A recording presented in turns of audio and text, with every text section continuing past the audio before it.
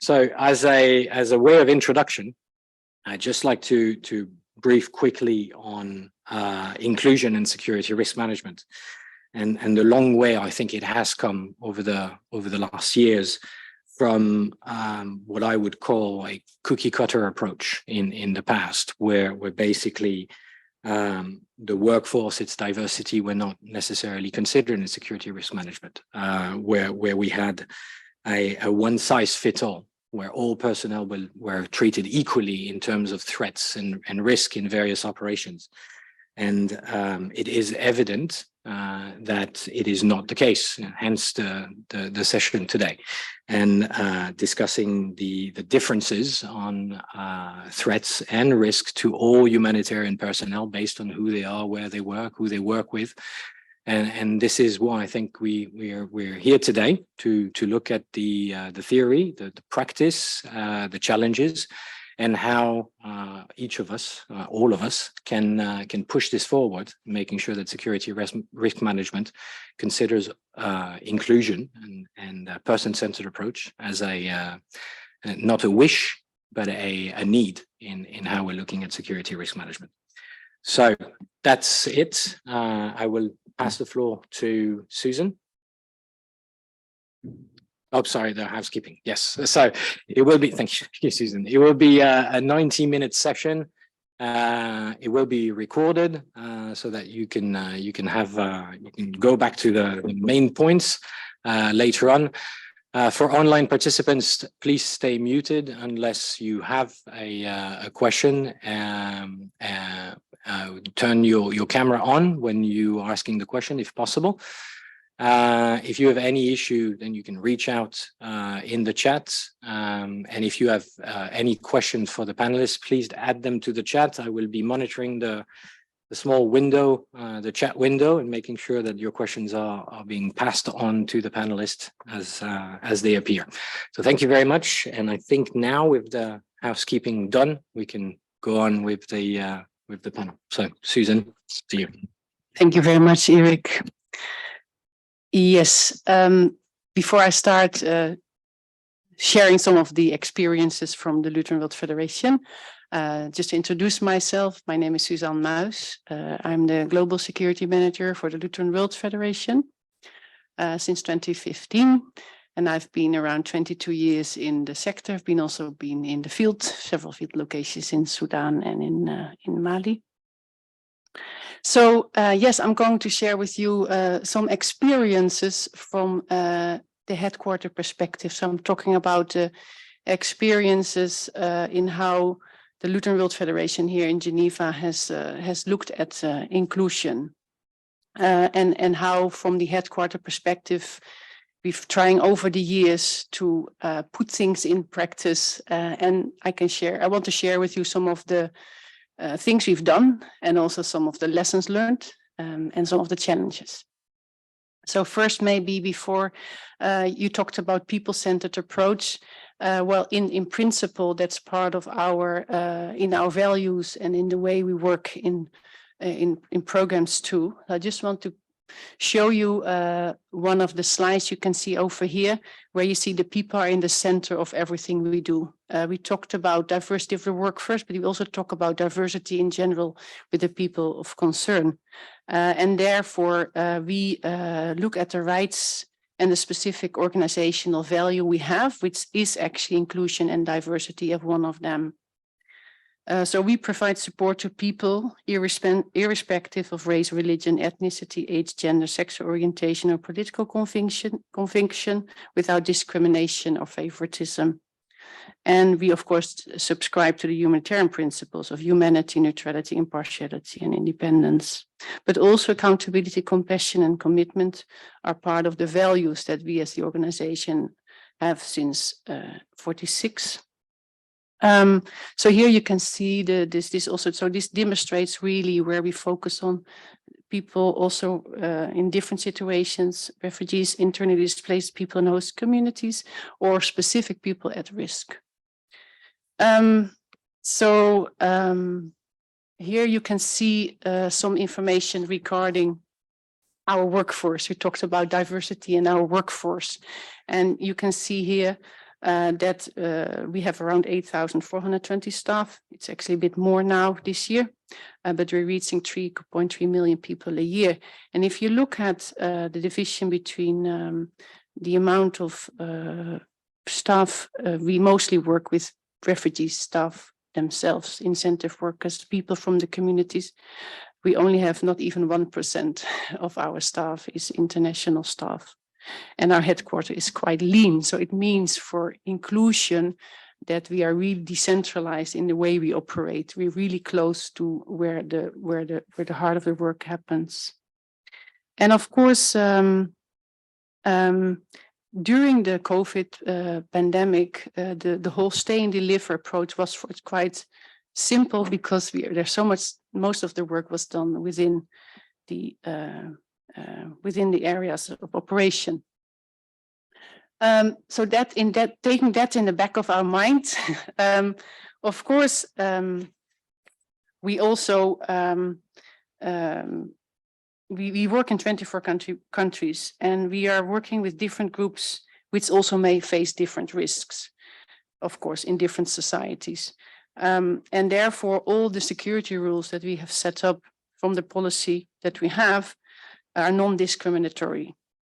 And if there are specific risks for specific people, specific personal profiles, we always look for alternative and additional measures to be sure that people can be safe. So the integration of the contextual risks that we face, we always link them with the personal security profile or risks that people might have in risk assessments, which changes over time. Is not a one size fits all. See what you mentioned too. It's a constant process and a constant part of our security risk management principles. So, just one second.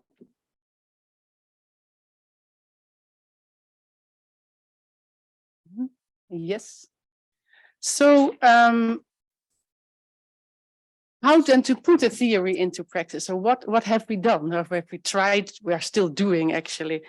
I think if looking back from the theory, I think of course mostly we talked about it earlier to a leadership and the senior management push for that coming from the headquarters in this specific case. In my role, reporting to the director of the World Service helps a lot. She's, of course, setting the example then to the rest of the organization, which is the country representative that we have in a 24-country program. So promoting that behavioral change is something that we try to do a lot and still are doing a lot. And of course, then also training and hiring. And that was also something that has been done more structured, the hiring and induction and also the assessment of new staff, looking at specific risk within the context, but also asking, getting more information about the persons that we will be hiring. But at the same time, also setting practical tools, like really standards for that people know that some people might face different risks, and they also know how to mitigate some of those. So really, it is a tailor-made approach, but at the same time, there are sort of standard mitigation measures that could be applied in all our field locations, 24 field locations. Then, of course, also the setting up of the security focal points within the country. So in field offices, not in the main office, but the capital office, but the field offices mostly, coaching them as well. And also what was another thing that we did is a lot focusing much more on tracking incidents and putting more awareness raising about the need for reporting those incidents because things are getting forgotten and people moving on. We are quite an action-oriented organization. So we always look at today and tomorrow, but we sometimes forget to look back. And then we might not capture all the specific risk we might have identified. Then another one, so the tailor-made briefings is also something that we've done, and training also staff in how to do those briefings, and in a dialogue with the persons that might be sent into risky areas, whether it's a deployment or whether it's a field trip or whether it's opening a new office in a new part of the country, which has different sets of risks. But we also try to put a bit of responsibility as well to the person we are sending out or the person that are going to be exposed to specific risks. And that's why the informed consent became very important. So that not only from a legal point of view, like the person knows the risks, but also as a moral responsibility, say the staff needs to know about the risks. And another aspect as well that we try to underline here as well is the whole issue around complaints response and safeguarding and protecting whistleblowers and the security and security risk that they might be exposed to by actually speaking out about something. So all this happened over the years, and it's still needed. It's not finished. It's never finished, I think. That's what I believe. You need to remind people, and things are changing. But what we tried to push for in LWF was to start integrating the safety and security, promoting safety and security in our code of conduct. And this has recently been done in only the staff code of conduct from February this year, has a section, and you can see it here on the slide, where we try to be clear about what staff must do and what they never must be doing. And I think this also came from the fact that there were certain breaches of safety and security rules that have endangered staff and other people too. And we wanted to avoid that and bring also that responsibility back. So that was also one of those things we tried to integrate. Yeah, and of course, this whole code of conduct rollout had also an online training available for them. Moving to the lessons learned then, that's the second part. And of course, there are a lot of lessons learned, and we are still, of course, recently having the code of conduct, and you can already understand the discussions we have with our country programs. What does it actually mean? Of course, we have rules and regulations, but also when it comes to inclusion, also the perception of risk or the risk appetite or the way how those risks have been assessed can differ for sure. So it's also like it has not been, I have not been told, it has not been really clear. But anyway, just as one of the lessons learned, again here, I think senior management team to promote from headquarters is very key. And also to set the example for the management teams in the country programs. Inclusion also to be part of whether that's in our policy, in our code of conduct now, in our values as the organization, that we also always have to assess the probability and impact of certain threats. For example, what we've seen in Tigray at a certain moment in time, we are not able to send some of our Amhara staff to the Tigray region because it would have been very risky for them, of course. Also in Haiti lately, we had to withdraw our international Burundian staff just for the time being because the person was not able to go outside of Port-au-Prince and you know, find other support from family members there. So those kind of things, of course, are still happening. So the whole inclusion discussion, of course, the main is to cause, we have of course learned as well, we don't want to do harm for persons, but of course there's also an element of reputation. We also want, from the values and the people-centered approach, we don't want to do harm to what we believe is important.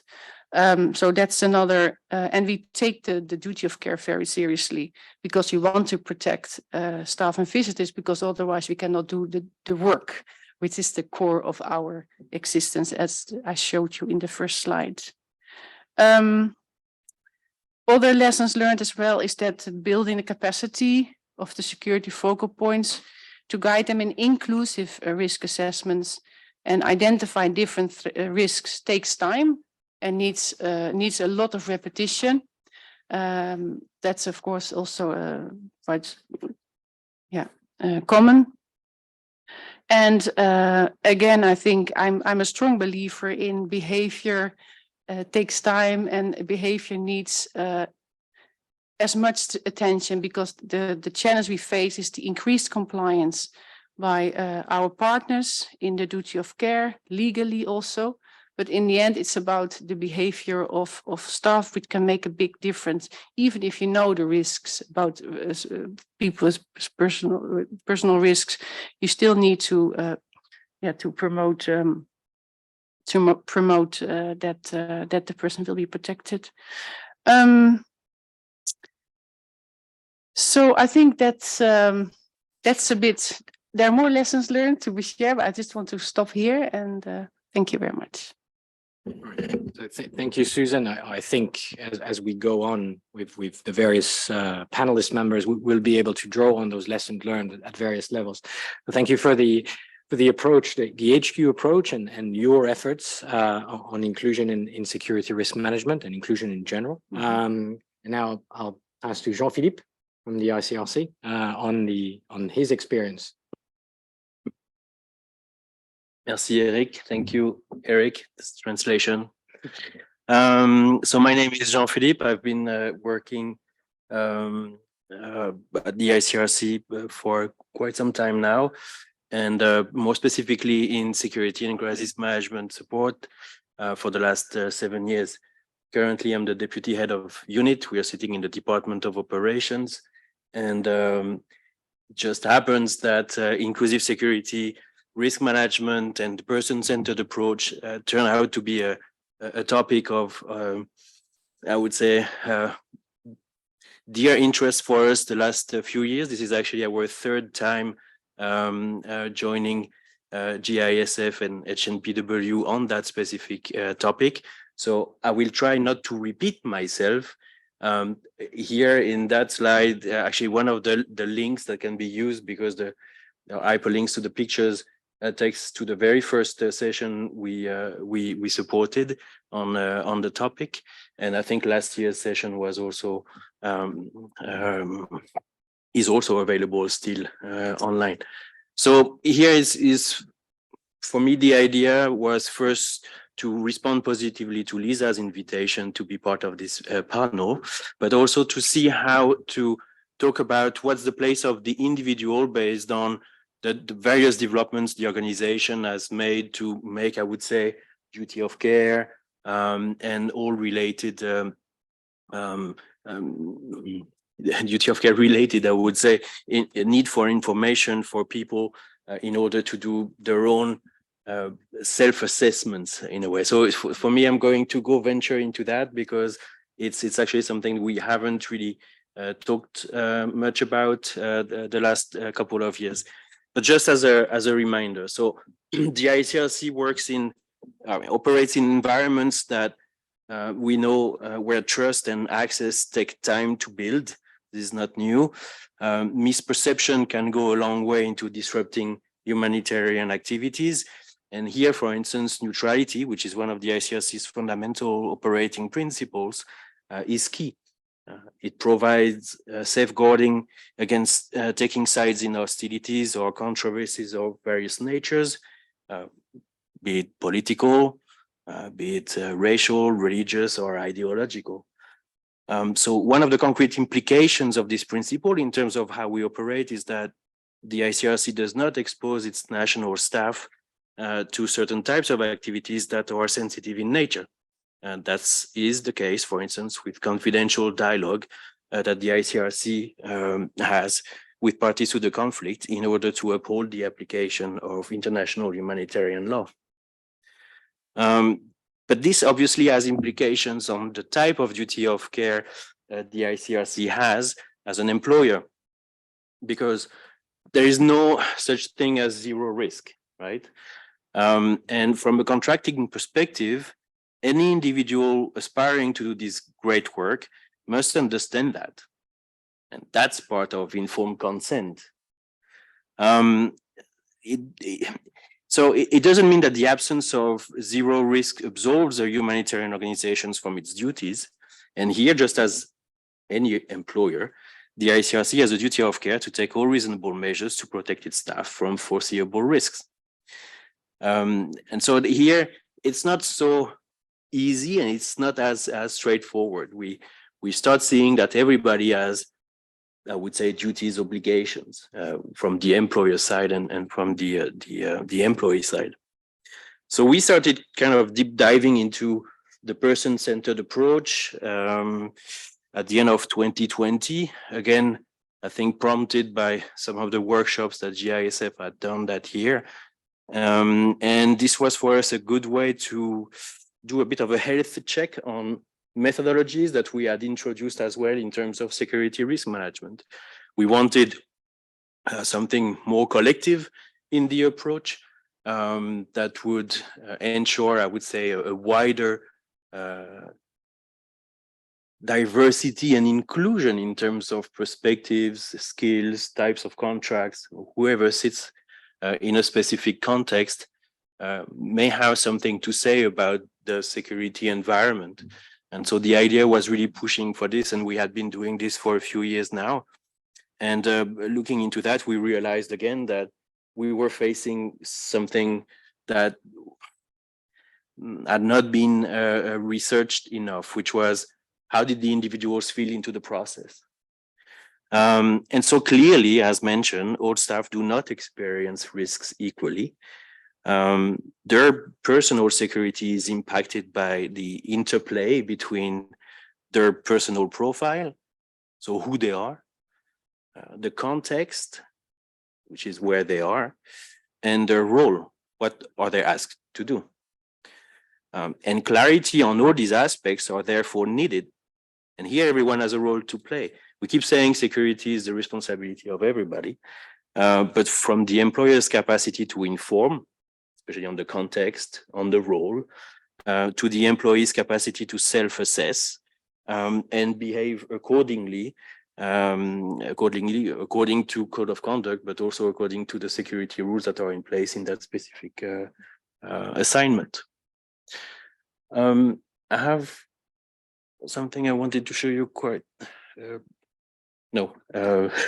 Is next slide, yeah.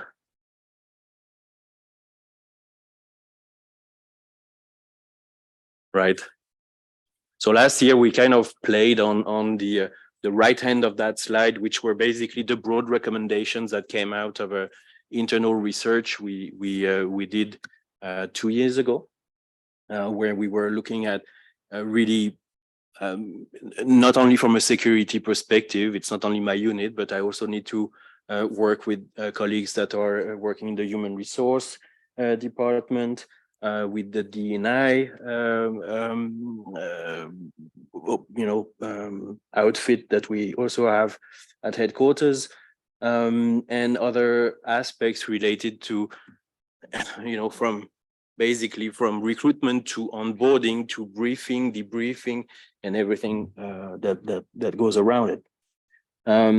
Here, I think in terms of where we are now, it's lots of those broad recommendations are still being worked on.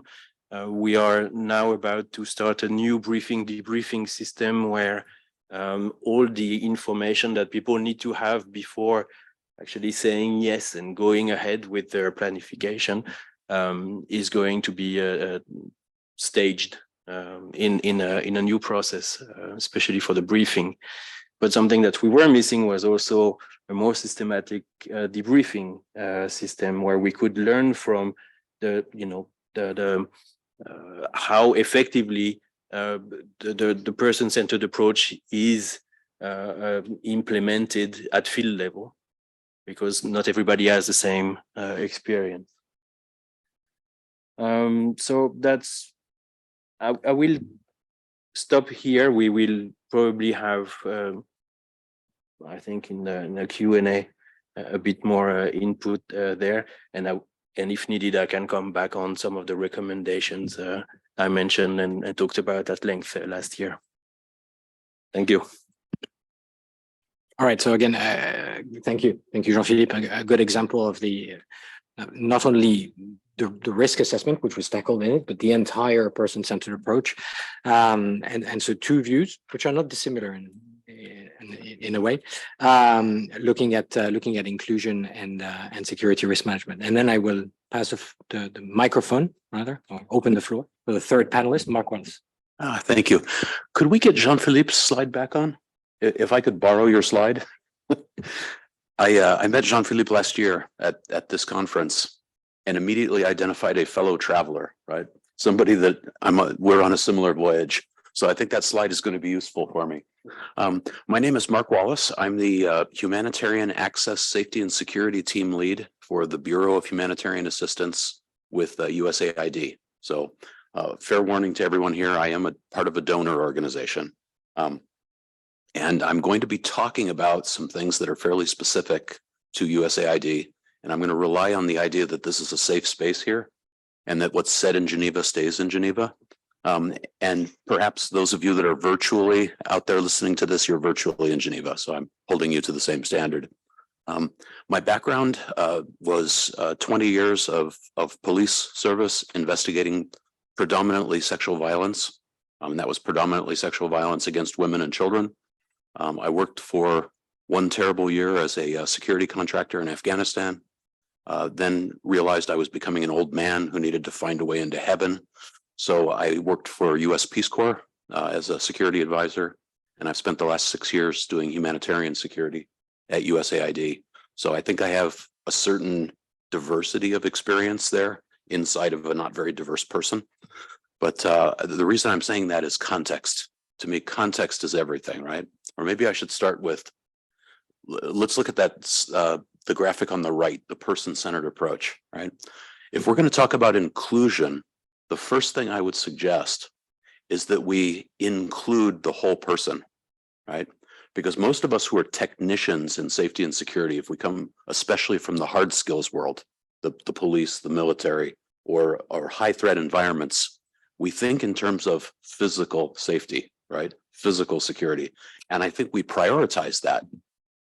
And if anybody here knows anything about trauma, right? Or trauma-informed responses, trauma-informed support, there are a lot of things that happen to people emotionally that have just as much impact as being threatened with physical violence, right? With being injured, with seeing injuries of others.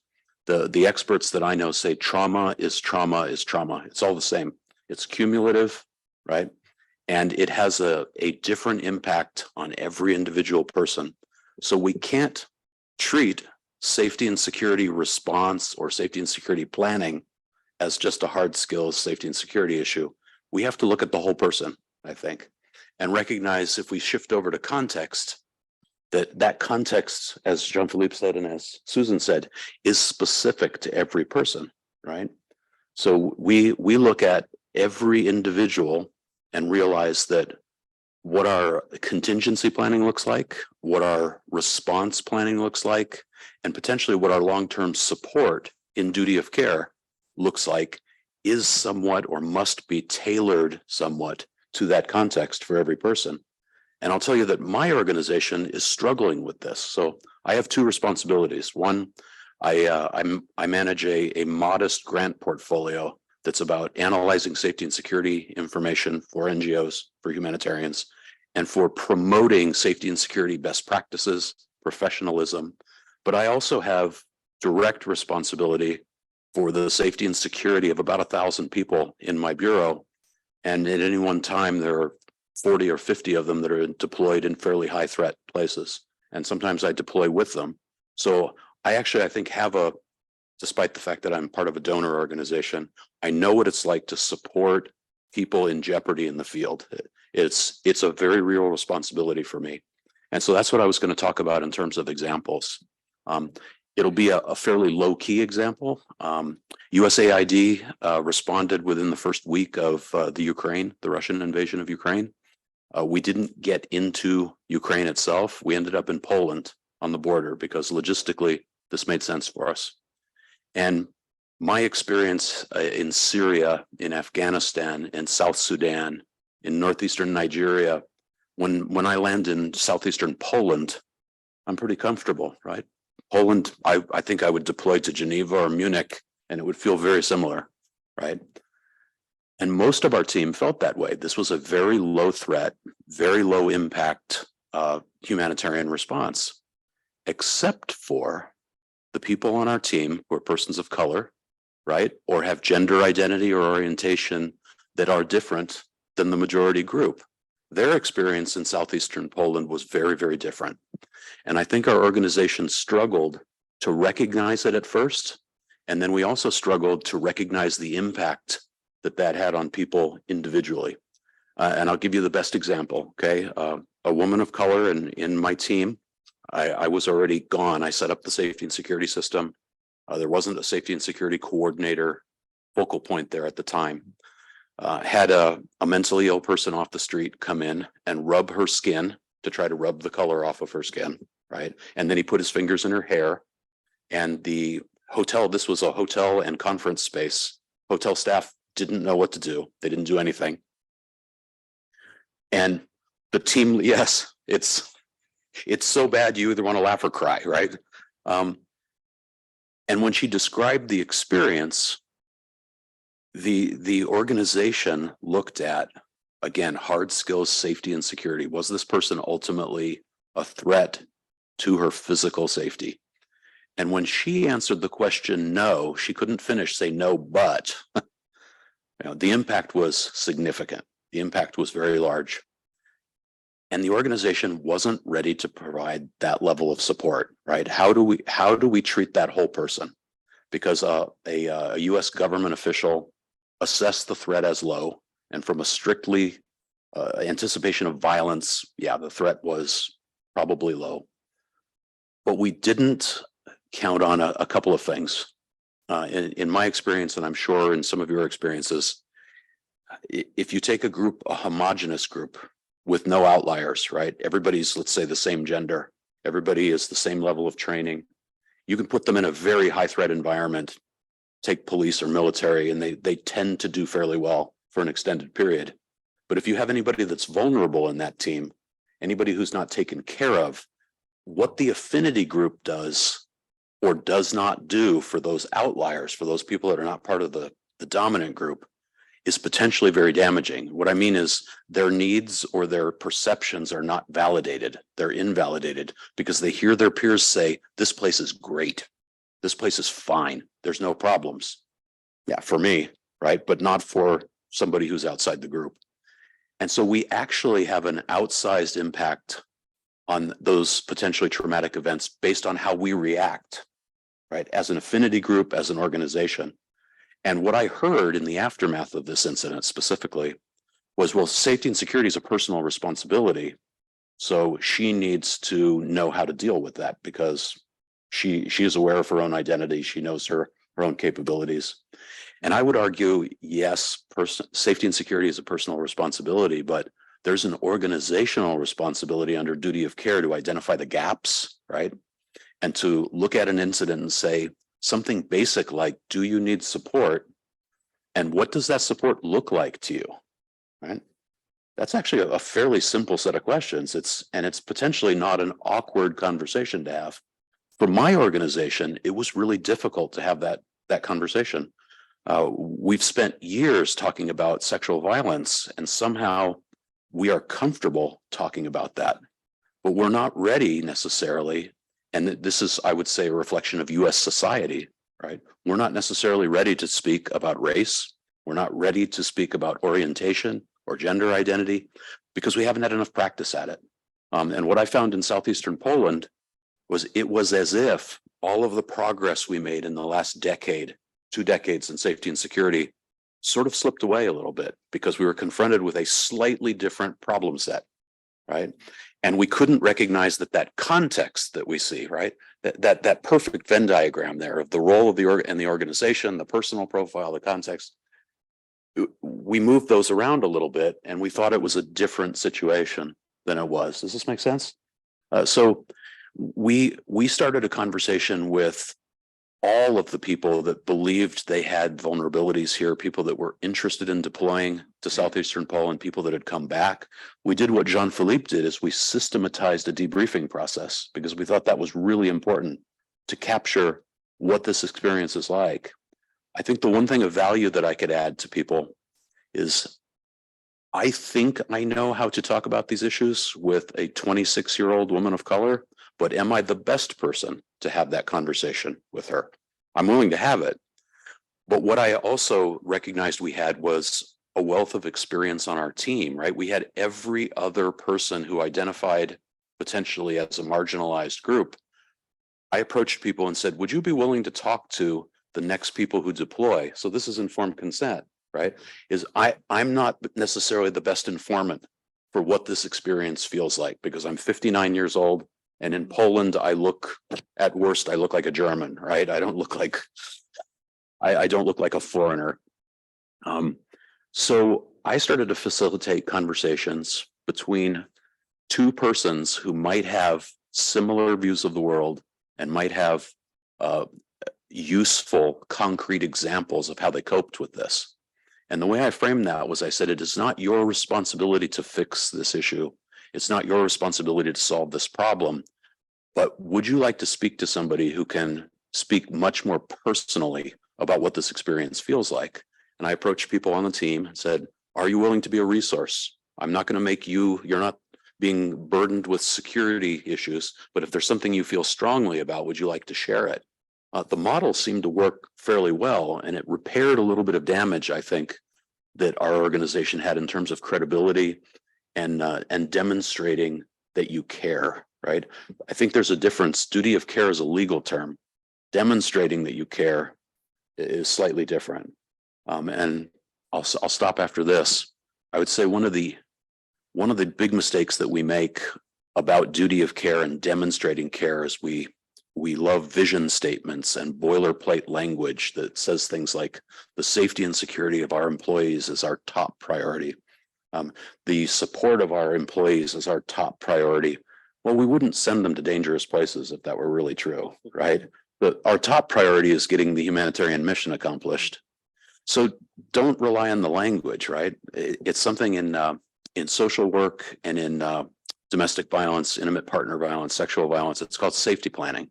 I don't know if anybody here is familiar with the concept, but in social work, we're not talking about physical safety planning by and large. We're talking about emotional safety, recognizing that there is no difference between those two. Someone who is emotionally vulnerable is physiologically and psychologically as impacted as somebody who is exposed to direct danger.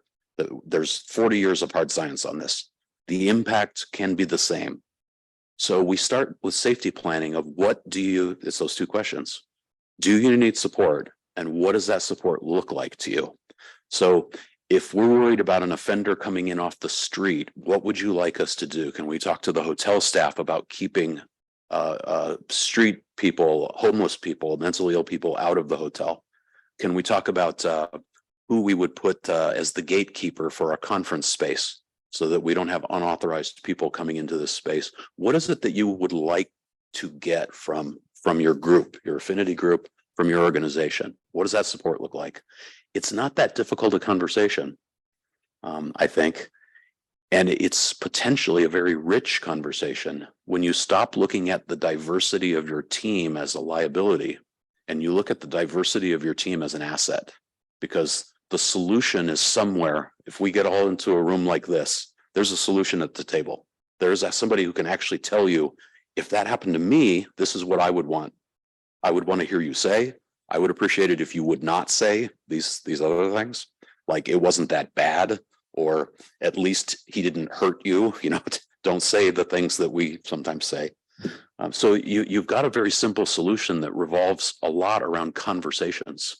If you're willing to have the conversations and you're willing to admit what you don't know. And for this room, I'll be vulnerable for a second and I'll say, I think I know some things about inclusion and diversity around sexual violence, and I'm getting there when we start talking about race. I think I'm there with LGBTQ vulnerabilities. I don't know that I'm ready to have a conversation about people who are differently abled, right? Who have physical abilities that are different from mine. I don't know if I'm ready to have a conversation with people who are neurodivergent, right? So those are accommodation levels. I don't know if this is an issue in Europe, but in the US, we haven't even begun to talk seriously about how to address access for physical challenges. And I don't think we really talk much about neuro challenges, right? So I bet if we had a conversation, we had enough time, there's a solution in this room on that as well. Or, one of you, if you don't know it, you know somebody, you know a guy, you know a gal that you can talk to. So I guess that was my approach. We haven't fixed it yet, but the conversation being an honest conversation, the feedback that we got from a larger group in our organization, both in the US and based in the field, they just said, thank you for starting the conversation. I feel better now. We feel better now because people are speaking honestly about this. And the organization needs to be prepared to admit in front of its staff, potentially, what we don't know. I'll stop there. Thank you. All right, thanks, Mark. A lot on this, and I think it raises a point. I mean, Susan raised or used the behavioral change, Jean-Philippe as well, and we were discussing just before the panel on this, is how on the case you gave, and I faced a similar situation in a country where one obvious threat was not considered in security risk management. How do we go past this hurdle? How do we make sure that the people who are in charge of looking at security risk have, I don't want to say an open mind because they probably have it, but do consider things that are outside of their comfort zone? Yeah, and this is a challenge that you faced, or probably the people who did this did not look at a particular risk to somebody of a particular ethnic background in southern Poland. I happen to be in a country in the Middle East where, after a thorough review of an SRM, sexual assault was never ever mentioned, because the people in the room were probably not comfortable doing it. So how do we tackle this? How do we ensure that through training, through behavioral change, UNHCR does it through person-centered approach trainings, but we're still not necessarily seeing the results in our documents, and therefore the people are not aware of the potential risks they're facing, and it's a mutually reinforcing issue. You don't know the risk, you fail to report it when something happens, therefore it doesn't come back, and it doesn't come back to inform a revision of an SRM. So how do we do this? What are the approaches that you've taken, maybe Susan or Jean-Philippe, on passing this hurdle of behavioral change training, ensuring that inclusion in security risk management, at least on the risk assessment, is done thoroughly? Yes, it's a very good question, and I think we are still, as you said, it's still work in progress. I think the last time we GISF organized something was the training session in December, where we had a discussion on how to operationalize inclusive security risk management. That's actually when I met Susan online. Yeah, right. And here a few points. I think ICRC, what we started working on, also because as the research was underway and we were discovering that in large majority, I would say, our colleagues were telling us that there was insufficient consultation with colleagues from a diverse range of personal profiles in the development of security-related policies and practices. We had to do something about this. So what I showed earlier about the broad, I would say, topics in terms of recommendations, we had to look at them and say, okay, where do we start, and what do we control ourselves as security and unit, and what has to be worked out with other internal stakeholders, because we are not in charge of the entire organization, unfortunately. So here I would say for the trainings, the fact that we were in full-on COVID-19 and had to change as well the way we were training people, in a way gave us a bit more flexibility to look into how to inject new modules. So our main responsibility, my unit, is basically training managers to do security risk assessments, because it's site managers that are responsible for security in the field. We may have from time to time a security coordinator out there to help for especially like the bigger types of operations, to help ensure that there is a homogeneous way of dealing with it. But at the end of the day, it comes down to the site manager being in charge. So they need to be equipped. And we started to introduce the person-centered approach. First, it was kind of a separate module until we realized that there was a problem with that, and we had to integrate it into the actual topic of security risk assessments in order not to make it a different thing or an additional layer, but just make sure that this is part of how it should be done. That's interesting because I think when you have managers coming from different countries and they can do also peer-to-peer, that's you will basically prepare your session in a way where you will identify at least one context where something had happened, where you can rely on your lessons learned in a way and say, okay, or what Mark was saying, you take the example of Ukraine and people of color in Poland and see how to start there. And the conversation, of course, at the beginning is going to go, we're going to have people basically saying, okay, but we're not responsible for recruiting people. No, you're not. But you're supposed, what you're responsible of is basically making sure that the way operations are done in your site or done in a as safe manner as possible for your staff. So how do you go about this?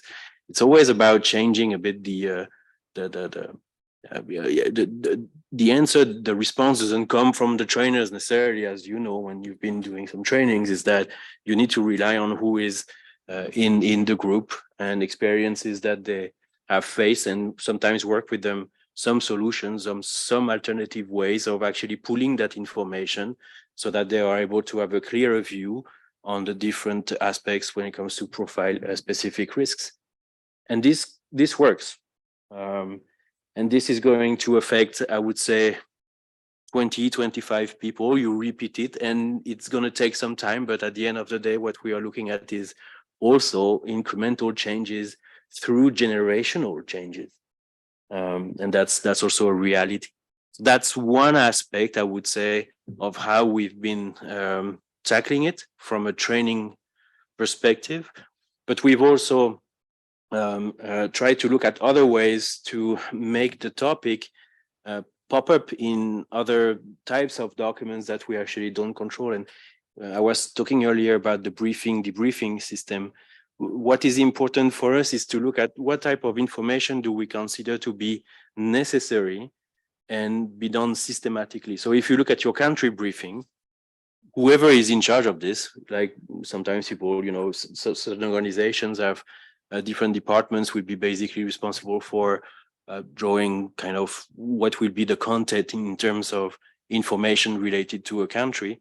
Well, maybe you want to make sure there is a sort of section here in terms of what would profile specific risks come from, and so here you have a wide range of profile specific risks to look into, and you can, as an organization, decide to make it more systematic. Thank you, Jean-Philippe. Susan, on the subject.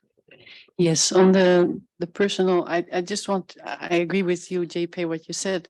I think one of the challenges sometimes is that if for example, you have, whether it's in a briefing session or during recruitment process, of course, the role of HR is very key in knowing, of course, the candidate also well. But what I found difficult also is to respect the privacy of the person. And so what I'm normally doing is then to have an open discussion and try to find out what the person has experienced. And for example, what you mentioned about traumas and PTSD kind of, or specific countries that a person has experienced. I mean, that's it. Of course, within the discussion, you will find out a bit more. But then the question, we had it, for example, with the COVID vaccination, where we couldn't ask whether people are vaccinated or not, but we have promoting it from an organization a lot because we want to protect also the people we work with, including our staff. But so So the way, and when it comes to other specific risk, whether it's related to specific ethnicity or clans in Somalia, for example, it's really hard also to, we mentioned it then more in the way of the contextual risks, so that the person is prepared about what kind of exposure he or she will be facing. So I think then it's a more of the indirect approach, but I'm not saying it is correct. And I agree with you, certain things we might need to speak up more in the open. I think also the role of human resources here is very key in this. And of course, all the other ways we do when hiring staff. And then also within the line management process, and I've been struggling too sometimes in saying, okay, this is going to be a risk, right, for the person. You have to respect the wish of the person, but on the other hand, you also have to calculate from the organization, are we going to create more problems for the person while sending this person out or going for this visit now because of the stress level is very high, we shouldn't do it. And then it goes into the line management approach. And that's also within the policy. We have that line management approach as a principle that they in the end need to make the final decision and saying, I don't think the person is fit to go.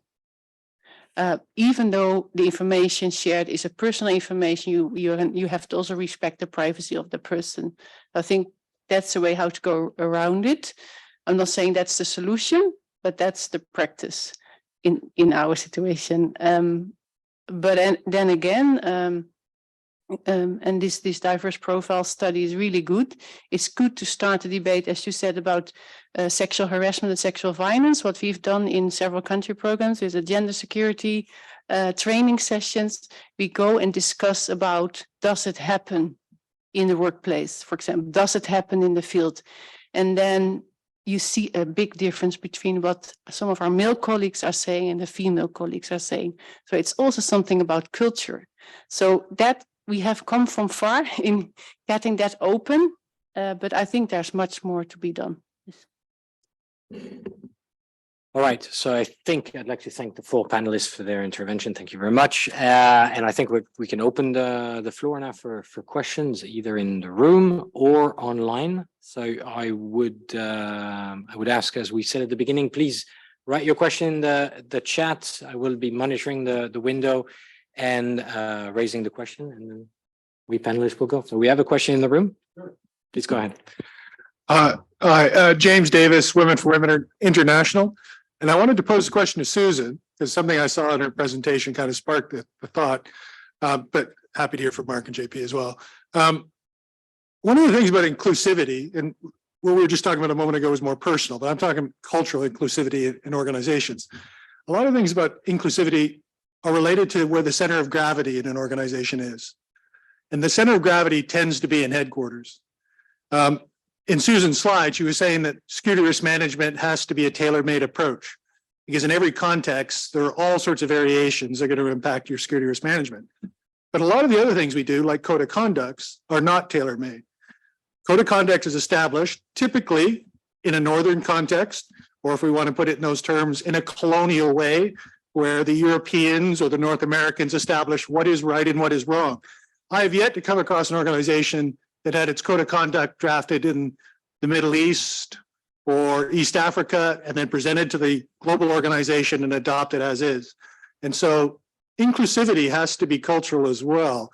And I was wondering if, especially LWF, as an organization that only has 0.7% international staff out of 8,000, how you address this kind of center of gravity of inclusion organizationally.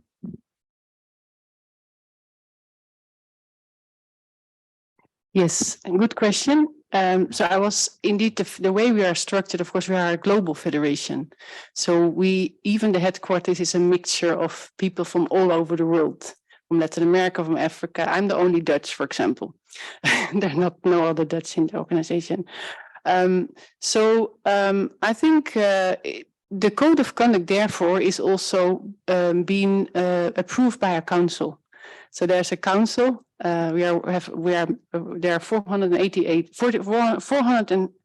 148 member churches that are the federation, and in 99 countries. So in the principle, that's also the people said we are the way the governance structure is, we are not a Swiss-based governance structure. We are a worldwide federation. And I think that makes automatically also the code of conduct not so much what is headquartered then. It's a global organization.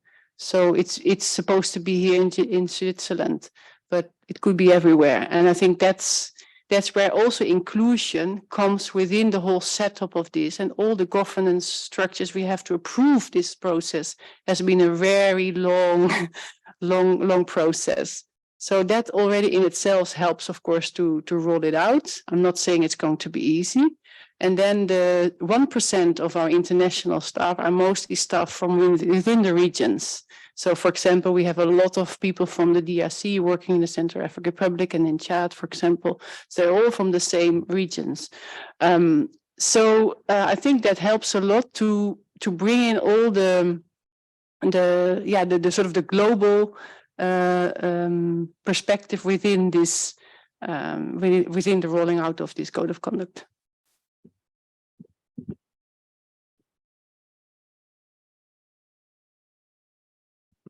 I don't have any question in the meeting chat. So is there any other question here on Lisa?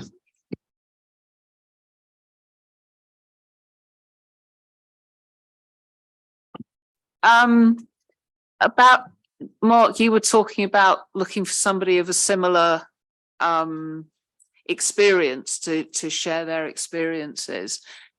But there has been this debate about why is it always the person of color who has to stand up for different ethnicities in the inclusion discussion? Why does it have to be the woman who talks about sexual harassment and violence?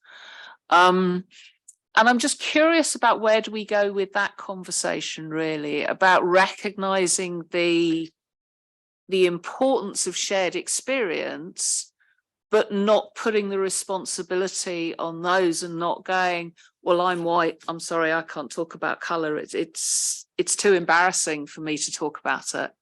How do we get over that? So as the person who brought this up, yeah, I was very careful how I framed it because I was very sensitive to the fact that I didn't want to be saying, this is your problem to solve, right? This truly, I believe, is an organizational problem to solve.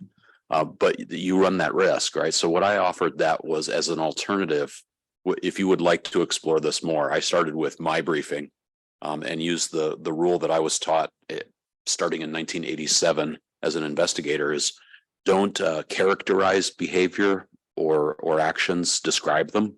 So I wouldn't necessarily talk about xenophobia or racism or things like that. I would describe the behavior you see on the street.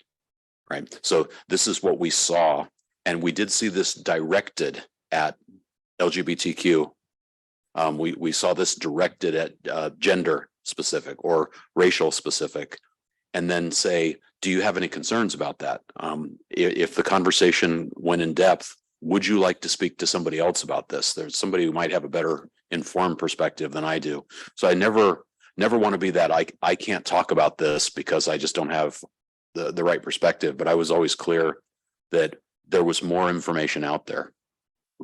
It was also very much dependent, frankly, on the people that come back from those experiences.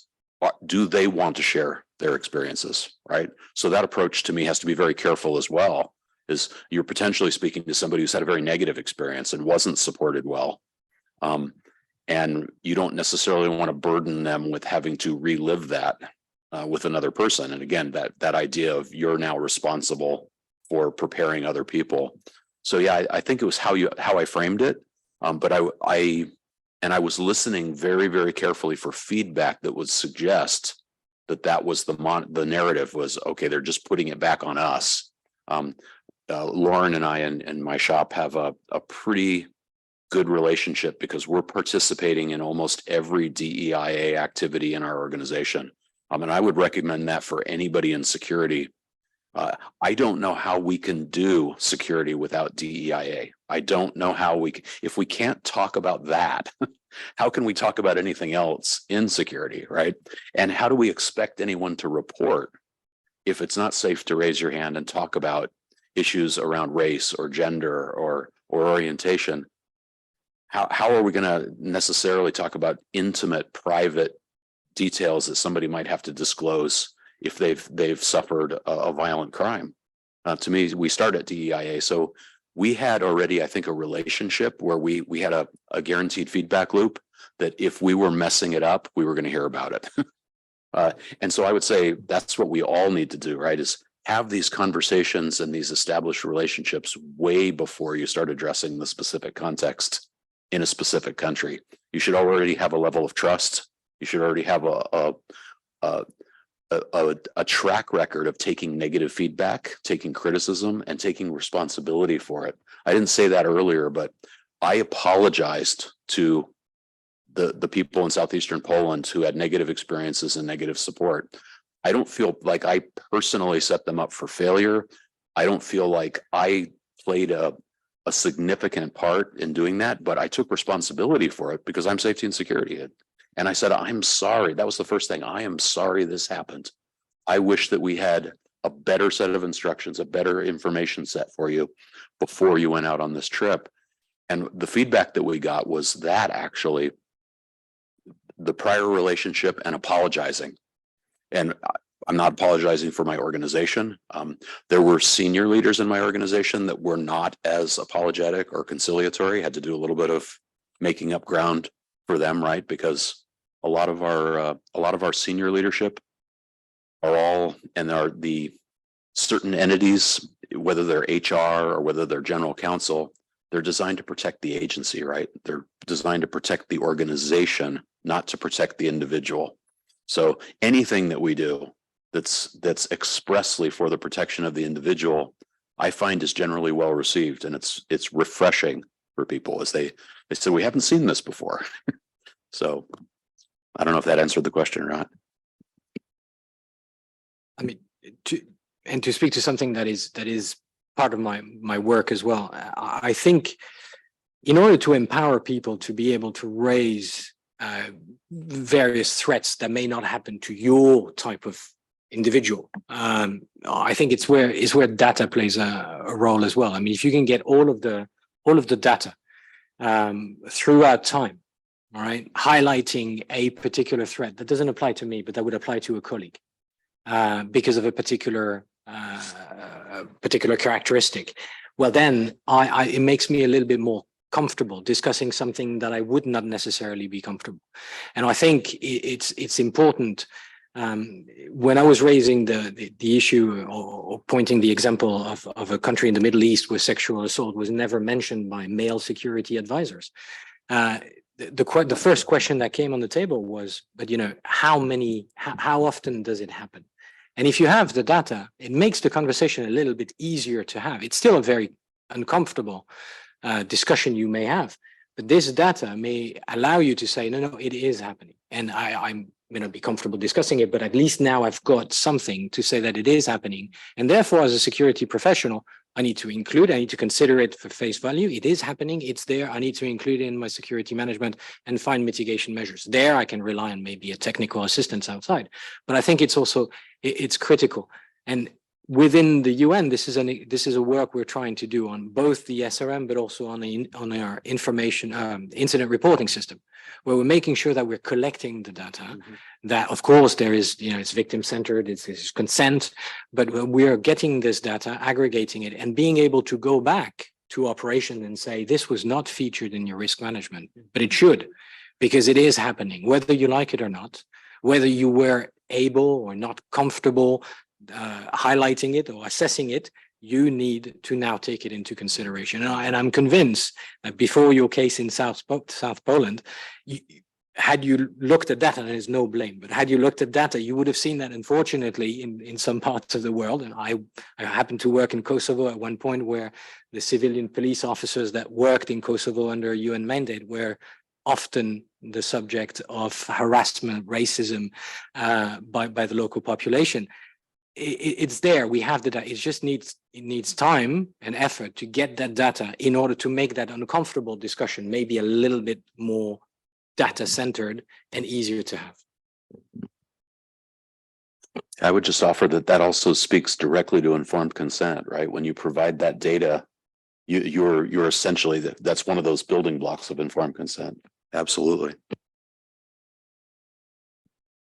Okay, so I still do not have any question. So it's evidently that we've been very clear. We do have another question. I was sorry. I was going to ask one more quick question out of JP based on something he said during his presentation. You were saying that you don't employ national staff in a role that would put them at risk. I was just wondering, do you include inclusion in your project risk assessments when you're looking at a new project? And does it go beyond national staff and their risk profile, or is it inclusion part of the risk assessment process for ICRC across a broad range of those inclusion factors like gender, race, LGBTQ? And if it is, because ICRC is kind of huge, neutral, international organization, how do you address all those privacy issues if you are including inclusion in broad risk assessments for operations? All right. Thanks for that one. I think it's not so easy to answer without giving some examples. So I'll start with that. Right. So it's interesting, the word inclusion, the way we actually understood it a few years ago when we developed like a new SSRM methodology, was to say, look, inclusion is about making sure that everybody has a voice during the exercise in the first place. So we were looking at it really from a contextualized perspective and breaking it down per site and say, okay, you're in Khartoum, you have your team, the people that actually work in Khartoum, they may be international staff, they may be national staff, sit around the table, do your exercise, but we need everybody to be, kind of around the table and have a voice. The diversity being who they are, the different roles, experience, skills and stuff, and then inclusion being the fact that they can participate and contribute. We don't have a system where projects will have a specific risk assessment necessarily. What we are going to work on first is more like the area and areas of operations. So basically where we work, multi-teams, multi-objectives, and it's mostly from an objective perspective.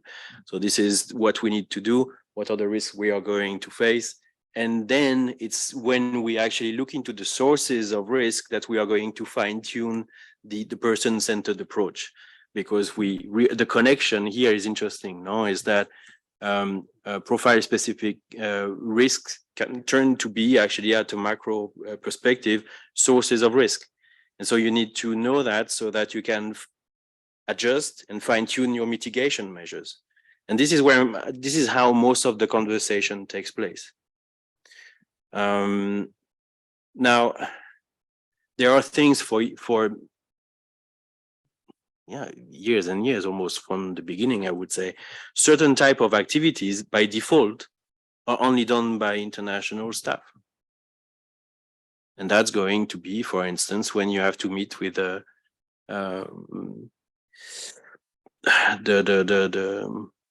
military, or mostly the military, and you need to speak about international humanitarian law violations. We don't want to expose national staff to their own authorities on this, and that's a purely that's how neutrality is also understood and implemented in those contexts. But that's basically by default. Now, there's been, I think, over the years, some adaptations to that.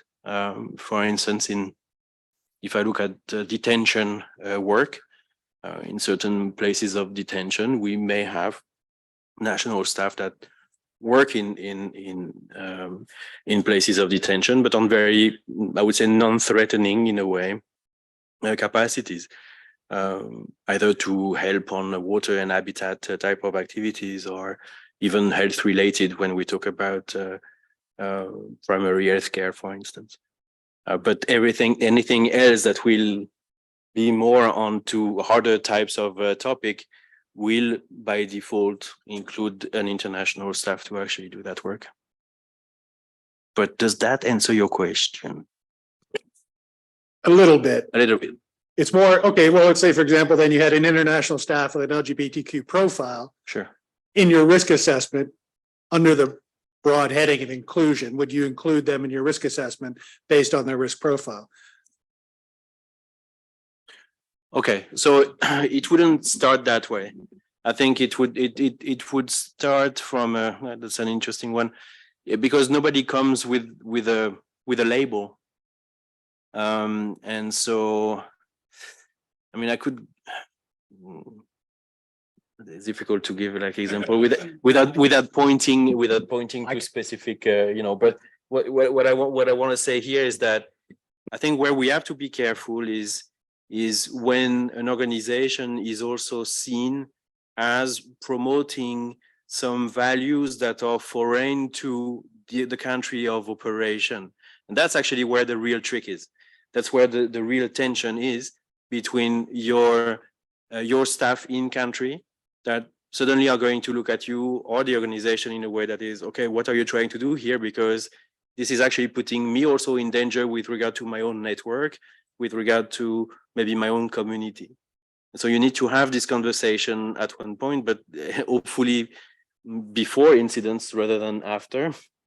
But there have been some points of tensions, even beyond LGBTIQ plus, I would say, where this had not been well anticipated, either on the side of the person, the colleague, but also from the institution perspective.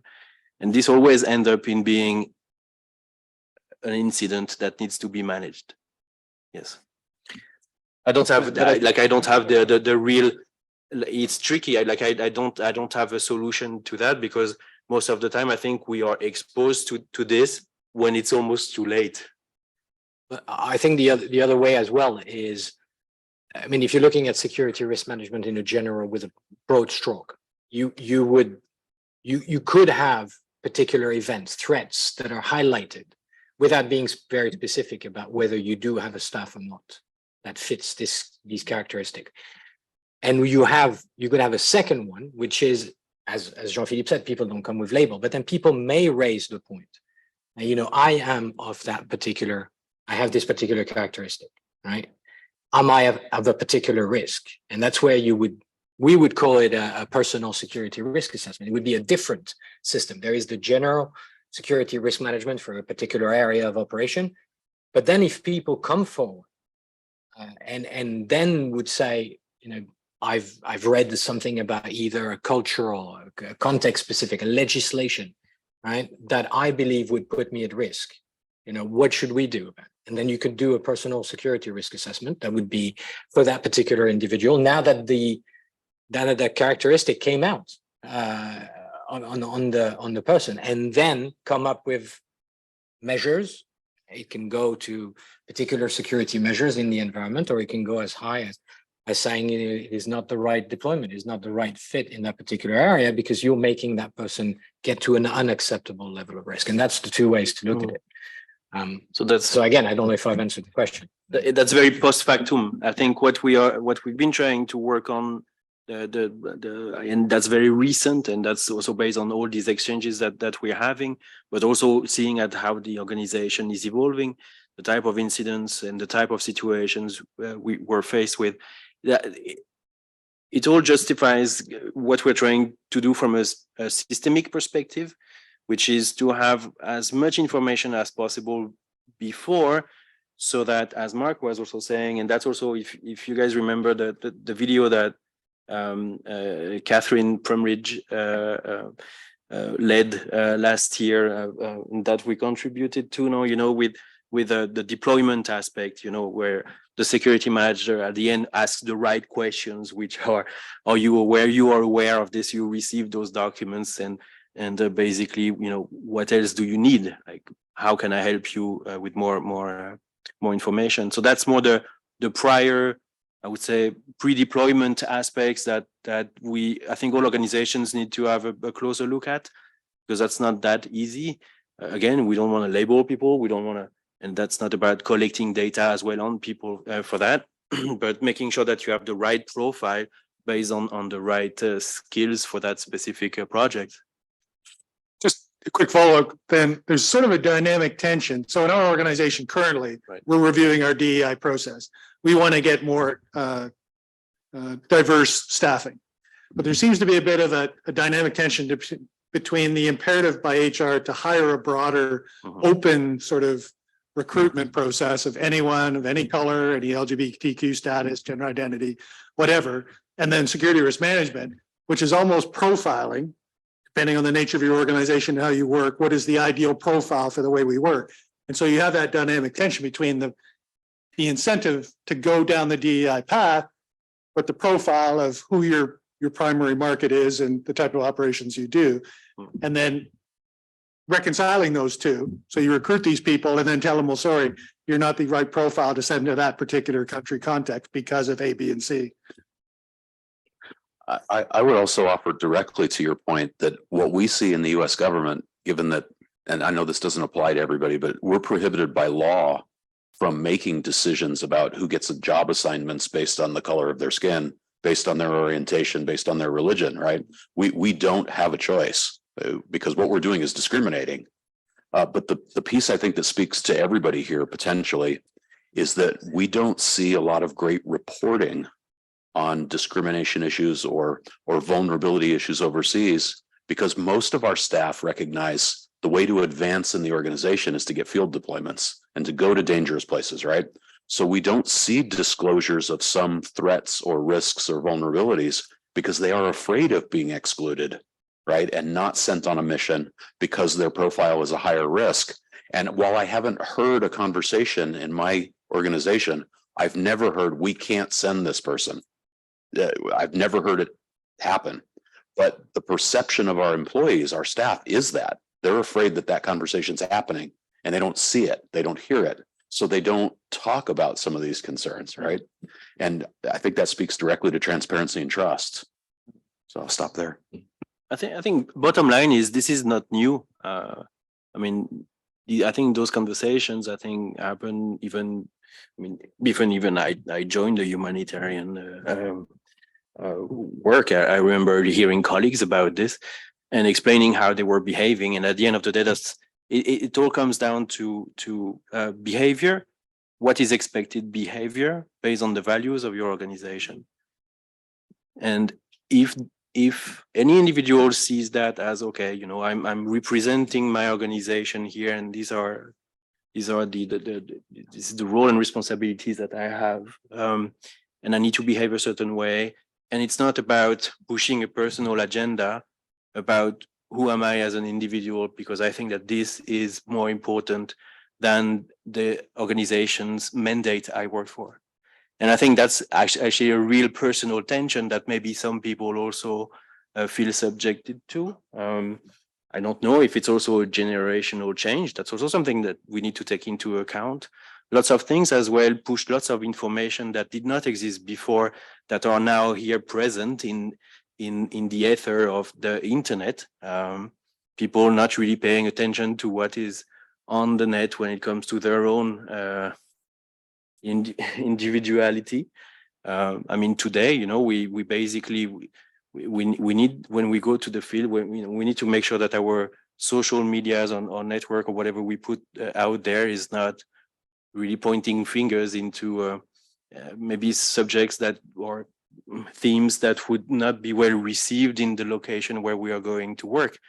And then, so that's a lot of it for me is about what can we do pre-deployment when it comes to making sure that the information is out there and people, like, it's part of informed consent, but they also understand that this is everybody's responsibility to behave accordingly and to be able to say, okay, you know what, I won't be able to actually work in this country because what I perceive as their values do not match my values today.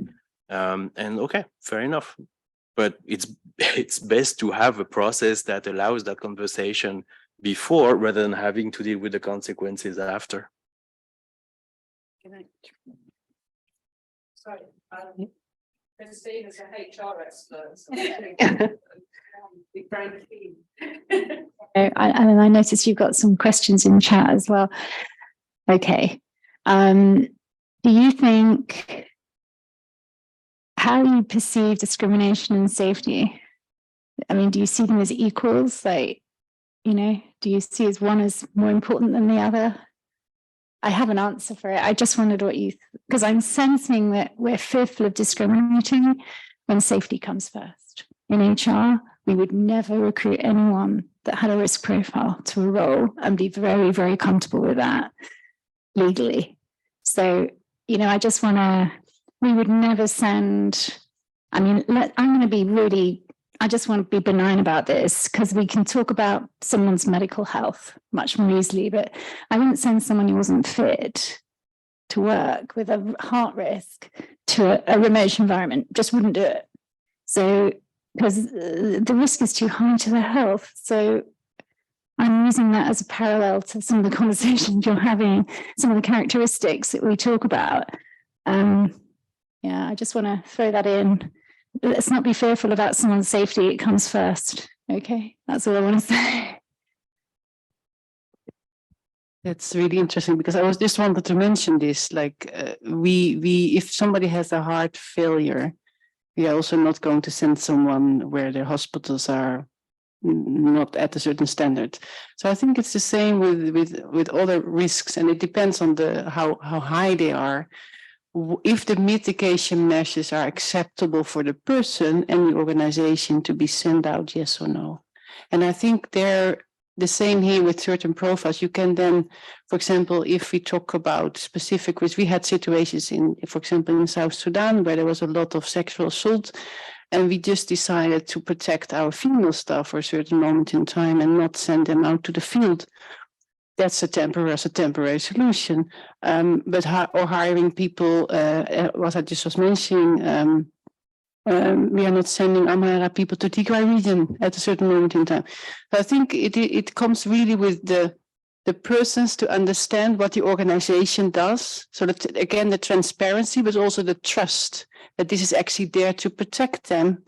And also that the informed consent, like, yes, I'm aware about what is expected from me to do. I know these risks are there. Certain nationalities, sending them out, for kidnap cases, there are more challenges because of ransom demands and so on. For other nationalities, that's something, if it's known and understood, that's where the dialogue starts. And I think this is where you really can sort of ensure that you have inclusion within your security risk management setup. And the role of human resources is very, very important here.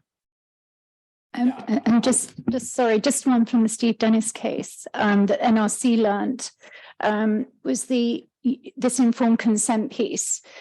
Yes, great, inform people, but make sure they have the competence to understand the consent they're signing to. Because some people just want the job, yeah. All right, we just have a question that popped on the chat. So, do you think donors should have a specific role in promoting a person-centered approach to SRM in NGOs programming? What is USAID positioning regarding financing DOC for NGOs partner that includes staff mental well-being? So there are two questions here. The first one is about promoting person-centered approach to SRM in NGO programming. We think this question is directed at me. I would say the first part of that question, I would be very interested in hearing what the room thinks on that, because as a donor, and I'm not, let's be clear, I don't actually sign the checks. The money doesn't come from me, right? But I speak with an outsized voice here. So I would very much appreciate anybody speaking to that first piece. Is anybody afraid of donors taking a role in that, right? Or does anybody have anything they want to cheer for or shout against? I would love for the room to hear that and to hear it myself. But I just have a colleague who just stepped in, Lauren Demore, who is one of the grant portfolio managers. So maybe she'll help me weigh in on this. But I would like to play a role in promoting the person-centered approach and elevating this conversation. What I don't want to do is the second part of that. I don't want to set a level of care, a duty of care as a donor. I don't think that it's well. You talked earlier about the center of gravity being in the headquarters, right? I work with a certain number of people who think that Washington, D.C. is the center of the universe. right? And I'm acutely sensitive to that. I wouldn't want Washington, D.C. setting a standard for all of your organizations. It would be poorly informed. It would not go well. And our safety and security plan review system, our proposal guidelines, have each individual organization, you set your own threshold of risk. You do your own contextual analysis. You know what your own duty of care is. What I'd like to be is a cheerleader for that, right? I would like to be a champion for making sure every organization has a very deep and honest conversation with their employees. Part of our work with GISF is about making that discussion as deep as possible and giving as many tools to the NGO world as possible. How do you analyze this risk? You know, what are the best practices in the entire industry? I would love to talk about that all day. I wouldn't want the US government setting that duty of care. And my lawyer tells me I can't even talk about that. I cannot set duty of care for any of you. So don't worry. It's not going to happen. But the conversation, I'm afraid, sometimes won't start without donors raising this. And I would like, across all donors, I would like to start a conversation about, can we all at least try to stress the same things and give all of you as proposal writing NGOs a common target, sort of a common understanding of what donors would like. I would love to have that conversation. And I don't want it to set at my standard or what I think is important. I think it would definitely be informed by what the NGO community needs and wants. Does that make sense? I'm not dodging the answer, but Lauren raised her hand. She's more qualified to speak to this than I am. So please, Lauren, weigh in. No, I think you did well, boss. Thank you. Hi, everyone. Lauren Demore. Sorry, I was in another session and we ended early, so I'm glad I was able to make it. So I like these the questions Ada has asked. Thank you, Ada. I think that to me we do have a role in a human-centered approach in all of our work if we're doing humanitarian assistance. So to me, this conversation is about continuing to align the humanitarian security sector, how we assess risk, how we support teams in a humanitarian principled way. And you know, I think one of the best examples when we're talking about inclusion here is, of course, using the data that we have globally on humanitarian aid workers and the disproportionate number of local and national staff who are kidnapped and killed or targets of direct violence, right? And so to me, that has to be addressed in our SRMs. And I think that the framework is broad enough that there's plenty of room for that. Certainly, we as a donor are. I think we're one of the few donors that has safety and security plan requirements where the guidelines are pretty well spelled out. We also know that it's guidelines, and we want to use the best practices in the sector. So it's based on GPR8, it's based on MOS SRM. And as that evolves, we will evolve with it, maybe a little slower, but we certainly do have control of that little piece within the broader BHA donor application process. And we look at every one of them, we review every one of them. And that leads me to my second point, which is certainly we know that each organization that is taking money from, you know, accepting our grants is taking on their own duty of care and their own risk to deliver those programs. And what we say for every single applicant for our awards, whether it's emergency funding for a complex individual country, a regional crisis, even DRR, any work, any application coming across our desk, if there is the sound analysis for the context, and it's allowable, and we will support it, and we will go to bat internally with the folks who, you know, the awards officer representatives or the review lead for that specific award, if they push back and we feel that there's a sound analysis there, because our partners, you know, the places where you work and what you need, and I am saying ask for it. We also had COVID-19 is, there's a lot to be said about that. Mark and I were talking the other day about the one silver lining that we got was we broke through some of our own internal arguments about funding per award training for staff, security and safety and health training that previously was not necessarily funded by award individually, that there was an expectation that the organization should use their overhead and duty of care for heat training and all of that. The emergency guidelines for COVID broke that open for us. And I'm trying internally to make sure that we're not going to go backwards on that. So ask for training, ask for the equipment in those awards, and I know that it's really our business development colleagues, having been on the partner side before, who need to hear this. But budget for a security manager. Maybe you already have a security manager in country. Awesome. Is this project 50% of their time? Put it in there. If the analysis is there, we'll support it. Ask a follow-up question.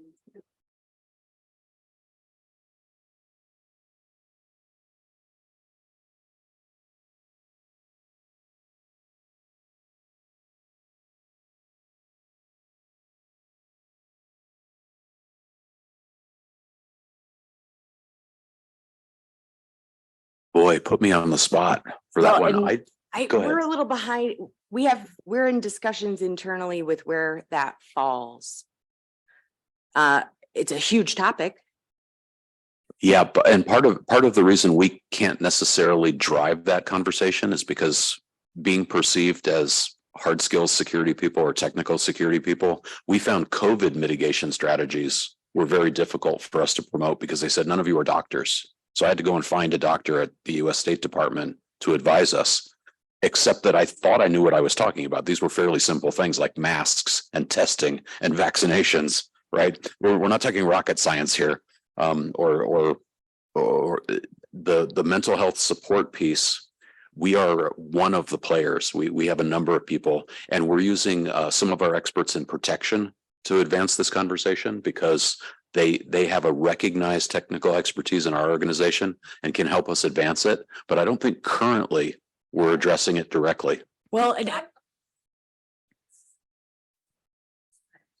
When you've got in your guideline, you need to have a safety and security plan. Does that say physical and mental safety? does it explicitly? I don't know. I can tell you, we would, if that were a part of a safety and security plan in any award application, it makes sense. A whole person approach is what we support, and we would believe that that is a legitimate part of a safety and security plan, right?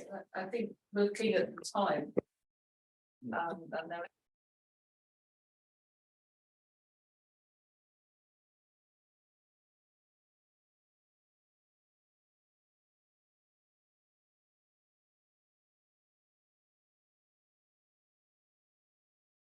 A question from Maggie. If time permits, could you tell us a bit more about your experience with how you engage people to put their own safety and security at center? Any specific approaches you find worked well? Dear panelists. I've been doing a lot of talking, so I would love to hear some other voices here. Well, I'm going to start and say that I think in both organizations I work for, I think there's been a lot of effort in order to make sure that people had all the information to be able to look at their own safety and security. So from the first inception of what I think was not even called duty of care in my previous organization, where basically we did, during the recruitment process, people were explained where they were going to go, what the context was, what the threats were, to the rather more developed UNHCR process of duty of care, where we have a thorough briefing on explaining everything from like security to accommodation to working to all the details about where you're going to be based. I think that helps people understand where they're going to fit in the system. And if this is done, and I think Jean-Philippe was speaking about this, if this is done even prior to any decision about recruitment or any decision about joining, it's not recruitment, about joining an organization, or any decision about accepting a position or applying for a position, I think it helps put people, make them take this ownership of safety and security by saying, am I really going to go for this? Am I satisfied, one, by the answer? Am I trusting the organization? Am I indeed confident that everything is going to be taken into consideration? Now, of course, there's not zero risk is difficult, and there's always things that we need to learn. So, but what is the level of confidence? And I think that helps look at people putting their own safety and security at the center. Then the rest, what the organization does after. But the other thing, once you join the organization, and I think it could have been in one of the challenges, is to what extent security professionals today are actually receptive to people coming forward and telling them about their particular issues. So there's two things. There's how receptive security professionals are. And if the answer is not so much, then you never build this confidence that staff can come forward and tell you about their own safety and security. I think most organizations would tell you, you can come forward and tell us when you're not feeling confident, and don't worry, you will not face any issues with raising this. But I think we're not at that level. We're just at the level where people are not necessarily confident. It's not because they fear dismissal or anything. It's just like they're not confident going to speak to a security professional. And I think it goes back to everything that we've raised in the panel. It's a question of like people not responsive, people never showing this ability to go beyond what they're comfortable with in security. And therefore, if your issue does not fall within that zone of confidence of your security professionals, you don't want to go and discuss with the person, because the answer you're going to get is never going to be as good as you would expect. And so I think it's part of the work where before deployment, immediately after deployment, and then throughout your assignment, it's important to be able to have this conversation, to raise these points. And I'm not sure, and we say we were in a safe space, I'm not sure any of the organizations I work with have fully grasped this or fully succeeded, but I think everybody's working in the right direction. Maggie, I hope that answered the question. And if anybody else wants to raise a point. Yeah, I was going to add, because it's fairly the same what we've been talking about essentially during this session. No, it's about duty of information you put out there for people to have access to before thinking about going further with their plans in a way. So of course, when we started working on the topic of the person-centered approach, one of the recommendations for us was to offer a more personal security resource center. We just had established a security wiki internally where we put all the information for managers for the different types of threats they were facing and mitigation measures and all of this. But what was missing was something a bit more for individuals. And this was kind of out of the remits of my unit, but we said, okay, we actually can provide that information, which was something that was not yet available in other parts of the organization. And we connected then afterwards with human resources as they were also working on their onboarding plan. So now, for instance, we have a page where people can go in and have access to more information on the different profile characteristics that they could find from basically accessibility to other personal risks, but also some tips about doing their own self-assessment, maybe checklist about things to think about before going on mission. And this was done in parallel to another work, which is accessible to everybody. If you actually in one of the slides, you see the ICRC released a manual for humanitarian personnel. Initially, we wanted to do this for ICRC new staff, but at the end of the day, the content is just the same for any type of humanitarian worker. So you can have access to this. It's quite thick. It's basically all the range of, from a security perspective, what you would encounter in the field as a humanitarian. And each section basically ends up with a few key questions for the reader on how they would actually prepare themselves or integrate certain aspects. So I was talking earlier about, for instance, are you sure that your Instagram or Facebook page is kind of clean before going on, what can you do to actually prepare yourself in a better way? Make sure that you have this conversation with your family as well. Like, I'm going to a context where kidnapping is a high risk. What does that mean, and how the organization will actually be tackling this? I mean, these are really key, essential things to do before doing this demanding type of work. And so you can have access to this in 5 languages. The PDF version is free, and I think you just need to control-click on one of the pictures on the slide that I showed earlier. What I was going to ask, maybe to answer a little bit more on Maggie's question, I think today you don't have to come of MIT or Polytechnic or whatever school you want to consider to look at security risk management. And I think what I would encourage everybody to look at is, before they deploy, is to go through the process of an SRM for their own individual. This is what we call a personal security risk assessment. And so, the idea of what are the threats in the environment, what are the particular threat that I would face because of my characteristic, and what kind of mitigation measure I can already think of individually, is a first step. The second thing, and it's a bit of sometimes a taboo with security professionals, is the fact that the security risk assessment needs to be shared with staff as well. They need to understand how the evaluation has been done. And I'm not totally sure that all organizations are as transparent as they should be when it comes to sharing security risk assessments. Because the only way for a staff to understand whether the organization has done its duty is to look at this and compare it with their own security risk assessment, and then be able to engage with the security professionals on the subject and say, why is there a discrepancy? Or we're all in this together. We all agree. And then it happened to me when I was in the Democratic Republic of Congo, looking at the security risk for staff, but also because it was a family duty station for the UN, or at least in Kinshasa, engaging with the families and the children above a certain age on security, and ensuring that, whatever we do for programs, all of our measures in our security risk assessments and the mitigation measures that are coming out of it are for our programs. It's whenever staff goes to this location, we're going to do this.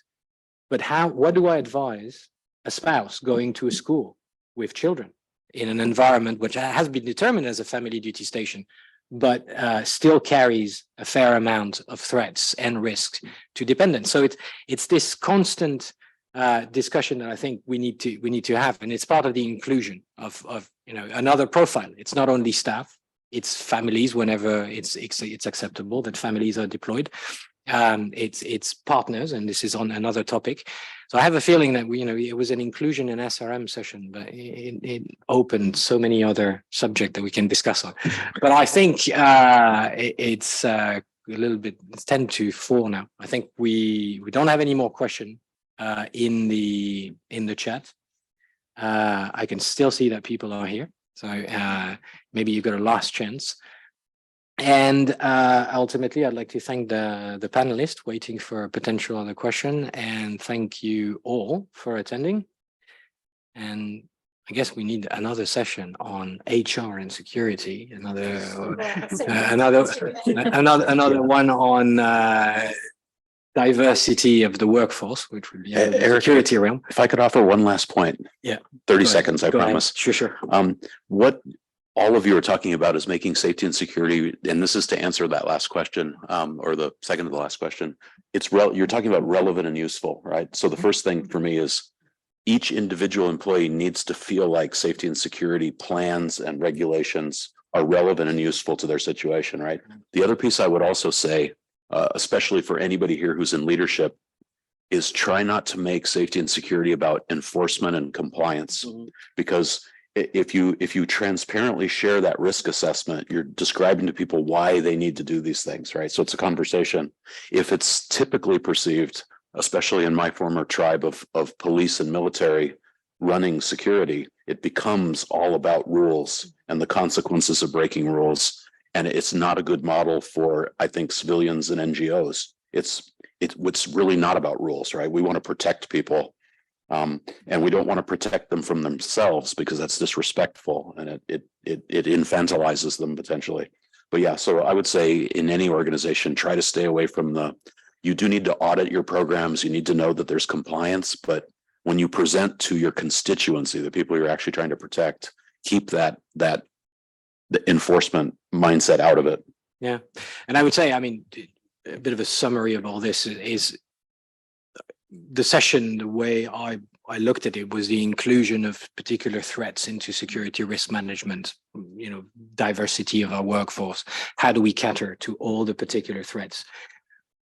But I would say the very beginning of it should be the inclusion of all the staff in the process itself, not necessarily their threats, but making sure that people are aware of everything that's happening at every step. It's the person-centered approach. Is putting back the beneficiary of security at the very inception of the security risk assessment. And I think that's the at least that's what I would that's how I would summarize it, and make sure that that all of our colleagues are fully aware what they're going to face, but also what all of us are facing as an organization.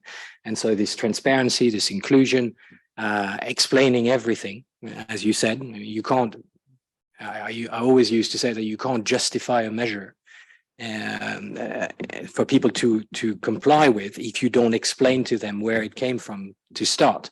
And so basically all of this for me is part of this inclusion, is an important topic, which I'm sure we can discuss next HNPW, with new lesson learned after a year.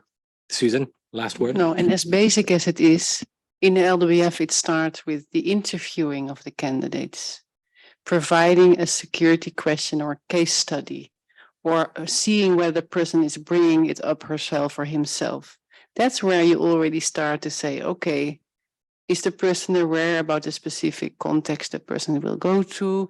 What is the experience? What has been the background in this? This is where actually I think recruitment is very important. And just in another element, and this is more related to the question on the donors, we had a very interesting discussion with some of our donors in Asia recently, and we had an issue about a session about staff resilience.